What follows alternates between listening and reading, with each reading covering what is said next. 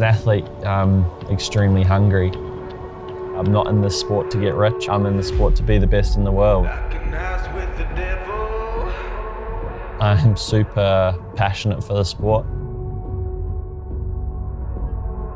Last year I really felt like I could have been top 10 ranked in the world. I really believe that I'm a better athlete than I guess what I've shown on paper. I just want to be the best athlete that I can be.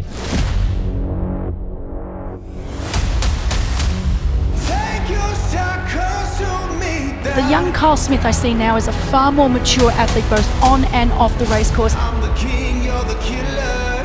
I'm coming up like a winner. Oh, Kyle. Kyle Smith is one of the new generation of weapons as well. He's just strong across the board.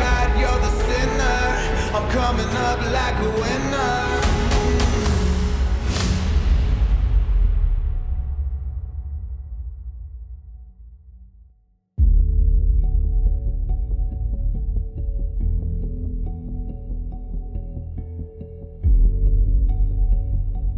Triathlon is a sport where hard work is rewarded.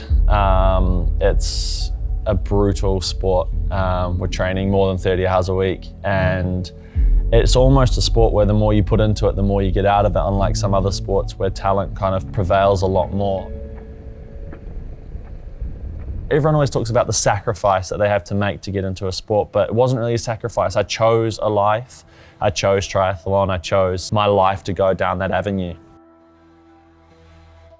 I remember going through uni, working a full-time job, doing uni, trying to, do triathlon as well. I'd wake up at 4:30 in the morning and then go to bed at 9 o'clock at night, and I'd just be out the whole day trying to train. I really feel like everyone needs something in their life to give them fulfillment, and this is what I do. I couldn't see myself doing any other job than this.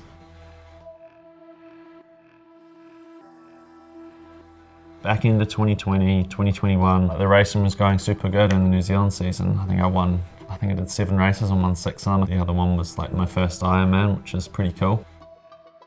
Coming into this year, I was feeling really good, I had a pretty good result in Lanzarote. Wasn't the result that I wanted to have, I was in really good form, and then in St. George, it was kind of like one of those things that's just off.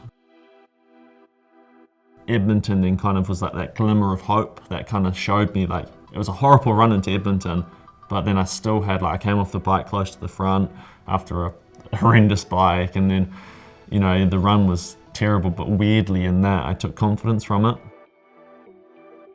I really feel like my swim and my bike is world class, but now I've got to improve the run, and so now it's going to be really working on that, working on myself, working on my running, and just committing to developing myself as an athlete, and just accepting that maybe I won't be world class yet in the next 2-3 months, but if I commit to being world class in the next 2 years, the next 3 years, that's what I'm going to do.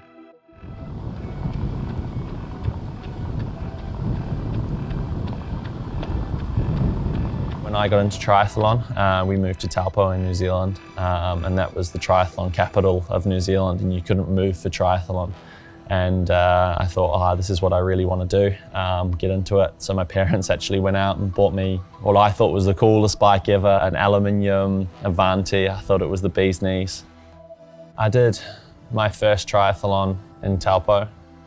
It was just a local club triathlon. I was 12 years old and I managed to win the race and beat all the adults, which was a super cool feeling. Since that day, I've never looked back.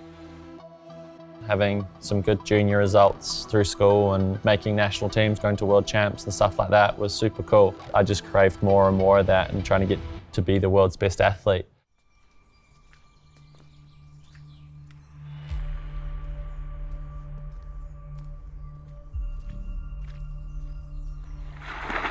The story about me getting to long course was totally by accident. It was a 70.3 in my hometown Taupo. I came off world champs. I was the best performing New Zealander across everyone at the world champs, and then I got dropped by the program. It was literally I don't understand this, it felt just kind of unjust, it felt kind of personal.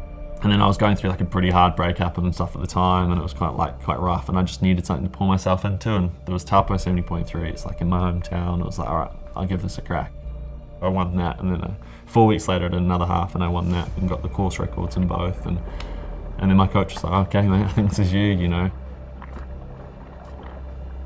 It was literally a fork in the roads. It was, do I stay in New Zealand and I would have to go back to the building site because I couldn't pay rent otherwise, or do I come to Europe and literally have no money, no support network over here, and make it work? And like, it was kind of like a weird thing. It was really tough. Like, I was, you know, it was like, oh, what am I going to do? And literally I was racing French Grand Prix on the weekends between halves, and my French Grand Prix team was paying for like this tiny little apartment that was 3 meters by 5 meters. And then actually it was the Collins Cup then, like that was my, I guess, one big break.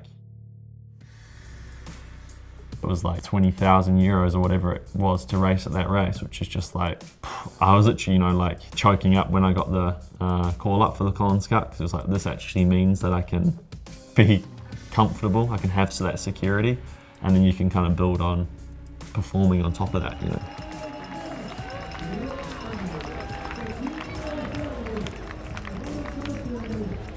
After the Collins Cup, I was really at a fork in the roads what to do. I couldn't go back to New Zealand. I wasn't sure where I wanted to be, and so I took a chance and literally got a train ticket to Girona and messaged a few people on the way to Girona and found a place to stay. And then actually, yeah, like serendipitously, I bumped into Jan.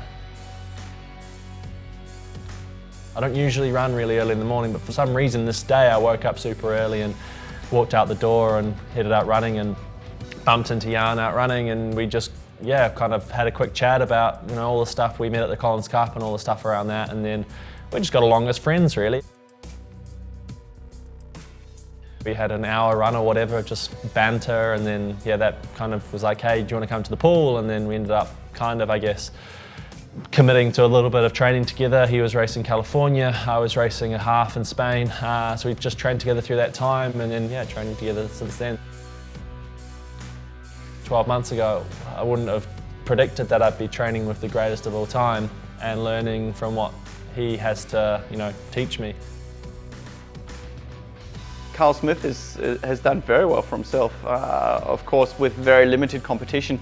Then again, you can always only race who's there on the day, but he definitely seems to be the strongest swim biker in the sport at the moment. You could say like the PTO was literally life-changing. That allowed me to then be a full-time athlete and actually be secure in Europe.